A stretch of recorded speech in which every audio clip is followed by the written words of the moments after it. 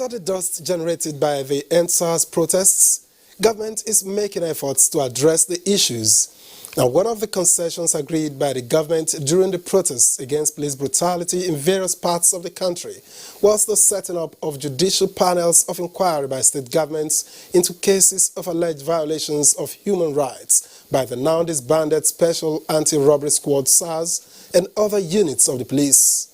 And so far, 26 states have set up their judicial panels. But what might Nigerians expect from these panels of inquiry? How can government ensure that tempers don't flare again to the extent of October protests? Well, let's find out as we discuss the NSAS protests and lessons learned.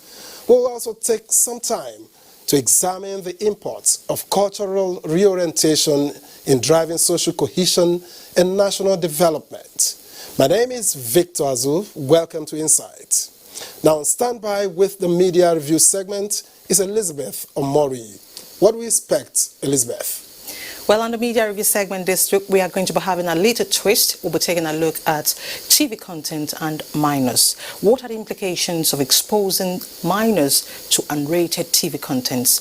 That will be our focus on the media review segment. Now that promises to be interesting indeed.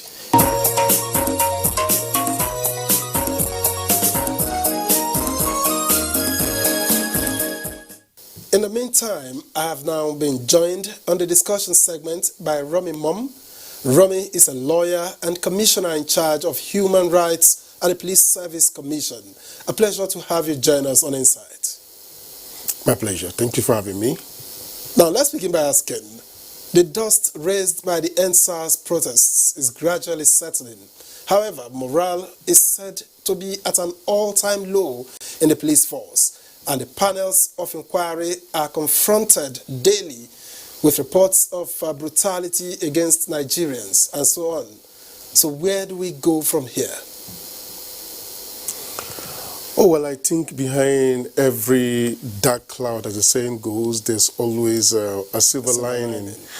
It's quite unfortunate what we have witnessed in the country in the last few weeks. But again, it calls for some kind of reset in terms of stopping and reflecting. The tragedy of what has happened will be that we do not learn anything going forward. And our hope is that, given what has happened, the hijack of the protests by hoodlums, the killing of innocent police officers and persons who have lost their lives at other places, including the Lekki Beach, the toll gate, and all of that. I think it's time for the communities, the country, to sit down, reflect, and decide on the way forward. The tragedy is we don't learn anything, but I guess so much has been learned, and we are hoping that going forward, we'll use what we have learned to impact positively on the nation. One may ask, so what in the immediate? In the immediate, for me, is that we must learn to communicate. Okay. One thing that came out very glaring during the protest was the lack of structured way of communication between the communities, the citizens, and the government with regard to NSAS issues. One might say, okay, we had the office of the PRO in the Nigerian police communicating, but I wouldn't see that as communicating. What I saw was information, just giving information. Communication is some form of feedback, where one person speaks, listen to that person, and the other person speaks, and then you hear yourselves. That was completely lacking. But you did have the likes of Davido, who went to see the IGP, for instance, and there was discussion. He may not have been appointed by the protesters to go, represent them, but he did speak for the group, and there was that communication. So would you still say it's completely lacking? Yeah, so I'm happy you're saying he wasn't appointed or selected by the protesters to go and speak on their behalf. He simply used his celebrity status to go in and have the communication or the chat, which was okay, which was fantastic. At least someone was making a move towards, puncturing that space. But here's the thing. I think for me, the Police Service Commission was has been, and is by the law, a very good starting point. And this is why I say it's left for us to reflect and come back and do things properly going forward. One may ask, why the Police Service Commission? The Police Service Commission is a civilian, underline the word civilian, oversight body that oversees the police, that recruits, promotes, discipline, dismiss, and all of that, that develops and implements policies for effective policing in this country. Now, that's a civilian body, and this is a body that stands between government, civilians, and that structure of communication would have been there, especially if you look at the members, if you look at the interest groups represented in the commission. What interest groups are in the Police Service Commission? One, you have the women groups represented, organized private sector, the media, the police themselves, women groups, and human rights. I'm a commissioner there on human rights. So these groups are already represented at the Police Service Commission.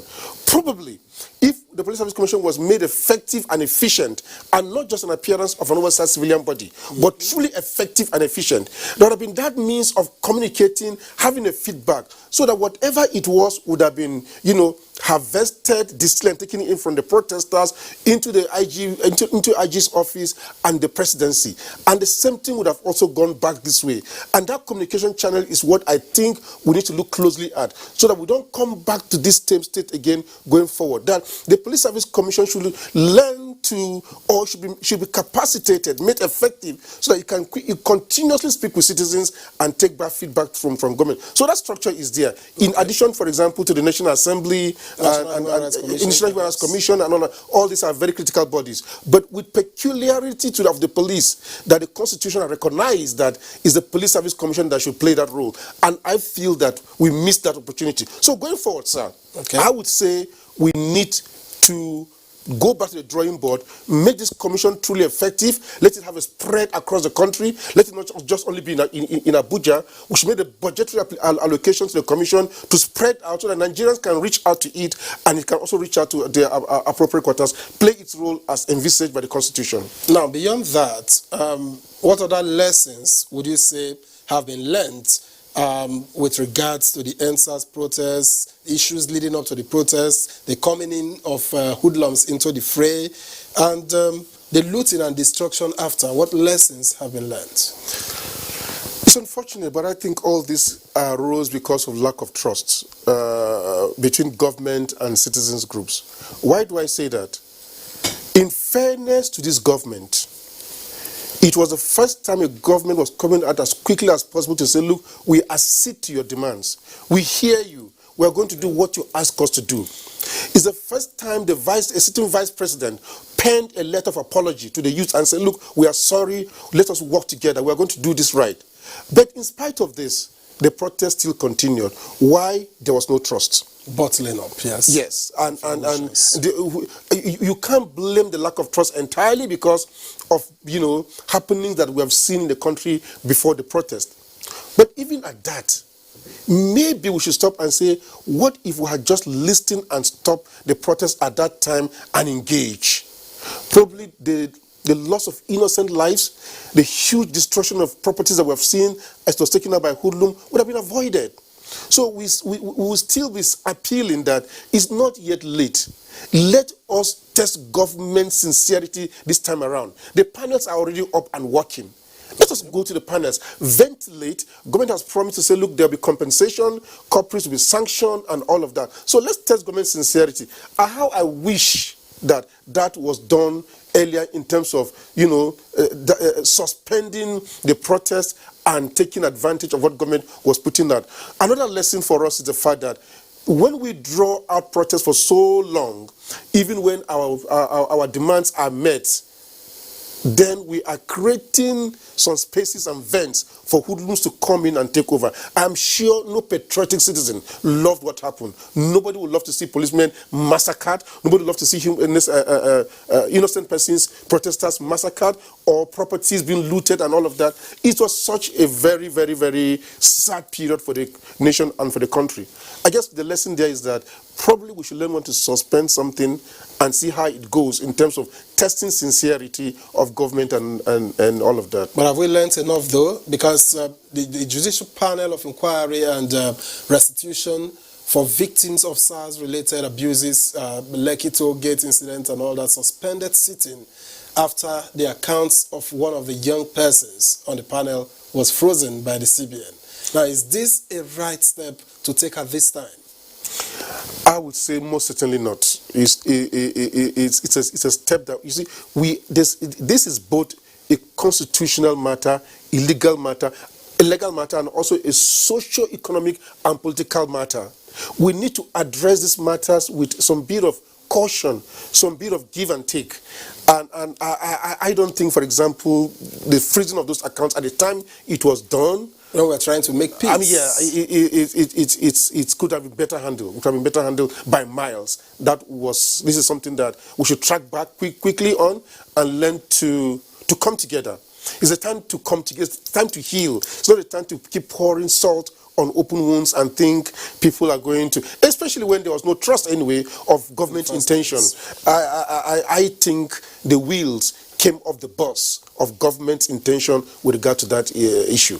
Now, so how might the nation make the most of the various panels set up to look into the NSAS issue at this time? Given all that has happened, there's been a back and forth. Panels were set up. It's as if we're making progress. Then the incident of, suspension of accounts and all that halted it and all of that. So how might we make the most of these panels?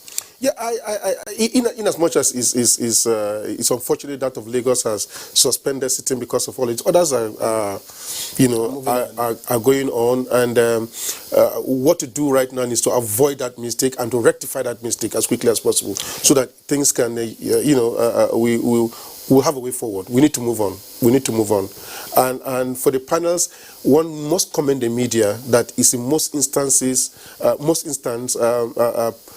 carrying out live stream of what's happening in the panels. We must commend panels like the one in Abuja, which has made filing of processes a whole lot easy. And we should also tell other panels that are making things difficult, like the one of Rivers. They're saying, look, you must file 15 copies of petition. You must come with a disc. You must do this and all of that. We need to take those things. Let's make it very, very accessible. Yeah, let's train those who are on this panel. Some persons who are on this panel in trying to make things as inclusive as possible. We are brought from other walks of life that they don't have any inkling. They don't know what it means to, So we need to train them some more. We need to look out for those who are vulnerable within that space. Women, the elderly, those who have lost children. There can be the option of saying, for instance, send your petition ahead and you duplicate the copies and make available to all those who need to have it. Exactly. The panel should be able to duplicate its own copies. You should be able to walk in and even complain orally. If MBA has offered lawyers, or NGOs are offering lawyers and all of that to serve, as pro bono. We need to come up with a directory of this. The most important thing is to make this information available, because the last I checked, panels like IMO were even saying, what is the use of us staying here? We have just gotten 2 petitions, while Abuja is being overloaded, because people seem to trust Abuja a bit more than the states, and so all petitions are coming to Abuja. So why don't we look at what Abuja is doing and then try to step it down to all other panels across the country, so that access can be, gotten. We need to heal these wounds, and that is when there'll be closure. When persons tell their stories, what people who have done wrong punished, and also have some sort of compensation. There'll be some sort of closure, and the trust between government and citizens, which is fundamental, will begin to build from this incident. We can't make so much from this incident. Like we started by saying, behind every dark cloud, there's a silver lining. This is an opportunity for citizens and government to come together and begin to build the trust relationship again. Now, given all that has happened, what will your advice be to the aggrieved persons, especially the youth, seeing that perhaps if there was a leadership for the protests, it may have been easier to engage. Maybe lives wouldn't have been lost and all of that. But what is your advice to the youth at this point? Talk they must. They must say, okay, we are not satisfied with this, but the how becomes the question. Yeah, I would just tell the youth that leadership is something that is fundamental in any gathering where there are 2, 3, 4 persons. You can't say we're a sea of persons and there's a table. There has to be some sort of leadership. And others within these youth groups had already developed those badges of leadership based on what they were doing even before the protest. There were a few persons amongst the youth groups who had taken these problems as their own. Some had lost limbs and all of that. So at that time, these persons would have been, naturally poised to speak for them. I think for me that is one thing the youth miss in saying you can't speak to us. I mean, you must be speaking to someone. Second lesson is to know when to suspend an action. I sincerely think that after the 5/5 wishes we acceded to by government, it was time for suspension of actions, and then you watch what government do. Note, I didn't say ending of the protest. Suspension of the protest to test government sincerity. I think the failure to suspend at the time they should have, probably led to what we witnessed, the very unfortunate incidents that we've witnessed. Now, a major part of it is the one that concerns the Police Service Commission, where you serve, unfortunately. I started by saying that morale is at an all-time low in the police force, and it's not me saying, it's the feelers we get. And so, what is the Police Service Commission doing to replenish the morale of officers and men? I think this is a very good point, and it's not just the Police Service Commission. I must commend the IG who is going around talking to his men and all of that.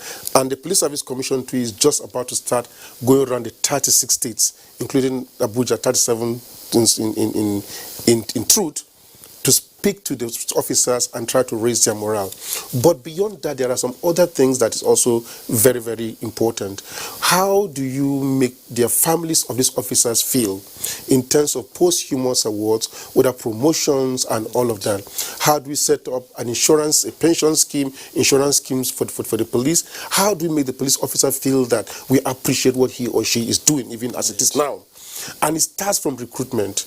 We need to approach those matters with, the fact that you are training someone to appreciate and understand what a human being should be like. So that when the person goes out, you also treat someone in the same manner. Because you can only give what you have. You don't give what you don't have. Yeah, but I think that the Police Service Commission can directly influence this. Exactly. You see, making statements just like budgets, you can only walk the talk when there are releases. And we are saying that it's time we take funding of our security apparatus within the civic space a whole lot more seriously. So I started talking about from recruitment to even working conditions in terms of uniforms. When police officers are sewing uniforms by themselves, there's a problem. When promotions are delayed, there's a problem. When salaries are very, very meager and low, there's a problem. When people don't know what they're retiring to, there's a problem. And I'm happy that there's some sort of reform process on that's looking at the entire belt of these old issues, and we are hoping and praying that in the very near future all this will turn around, because this is what effective policing is about. Communication too should also be enhanced, and I would say that the Police Service Commission should be empowered to truly be a Police Service Commission. Let it not be a commission that is just here in Abuja. It needs to go around the entire country. It needs to be it needs, in this jet age and digital age, it needs the equipment and apparatus to also function effectively. Because except the oversight function is good enough, it mirrors on the police. An ineffective oversight body mirrors on the kind of police that we have, notwithstanding or not minding the other internal controls. What's important is that the demotivation for a policeman not to do wrong is him knowing that sooner or later he's going to pay for it. But when the Police Service Commission is here in Abuja and you are in Rivers, or you are in Sokoto or Lagos or Maiduguri, and you see the distance, you are bound to say, look, I'm going to go away free. So probably 95% of bad cops doing bad things are going scot-free. And that is the motivation. And this is all what came together in the NSAS protest. So I do verily believe that if we make the Police Service Commission effective, efficient, and cops are being disciplined, police officers are being disciplined for things that are wrong, you are going to lessen the amount of unprofessional conduct. Right. Even as I think they should also be respected, they should also be given the best welfare and everything to also aid them in the efficient discharge of their duties. Now, given all that you've said, with people like you there, those shouldn't be too difficult to handle. But now that you've talked about financing, the budget for 2021 lies at the National Assembly at the moment. Have these issues that have to do with finance been addressed? Yes, I was at the Budget Defense 3 days ago, and I was very impressed with what the National Assembly was talking about the policing. They were very emphatic that policing is an issue that needs a whole lot more of resources. And even what the IG presented, I heard someone said they need to look even beyond that. I would also urge the National Assembly to also take the same lens and look at the Police Service Commission. There is this feeling that the Police Service Commission has not been doing much. Why should we do this? Why should we do this? It has not been doing much because nothing much has been given to it. Okay. I don't want to go into the issues, but the Police Service Commission, as we speak now, doesn't have an office. It's operating scattered everywhere in Abuja because there's no office for the Police Service Commission. Neither do you have vehicles, neither do you have computers, neither do you have them farmed across the country. We need to inject a lot of resources into police reform. Let me tell you something. In fairness to reform efforts in this country, so much has been done. Okay. In terms of resources being poured in by donor bodies and government. It simply means that, well, maybe nothing had been done in the past. One aspect that has been ignored has been the accountability mechanism, okay, which is the Police Service Commission.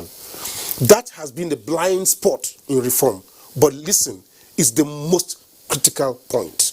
And urge the National Assembly to look closely at that. We've done our budget defense. I presented this before them, and I believe that they will do what should be done in terms of releases. But except we get the oversight mechanism correct, the Police Service Commission, to aid what the National Human Rights Commission is doing, to aid what all the IG's internal control mechanisms are doing, and the National Assembly, the statutory body should be made strong enough to discharge its obligations. Now, as we round this conversation off, how do we as a nation ensure that we never get to this point of anger ever again with regards to the NSAS issue where, looting, destruction, violence becomes the order of the day? How do we ensure in seconds?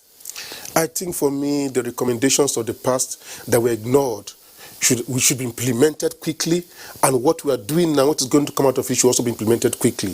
When the NSAS started and say we don't trust you was because in the past you did nothing. Let's implement recommendations and all of that. And I'll add again that let's also make accountability mechanisms strong, empower the Police Service Commission. Otherwise, we would come back to this circle again.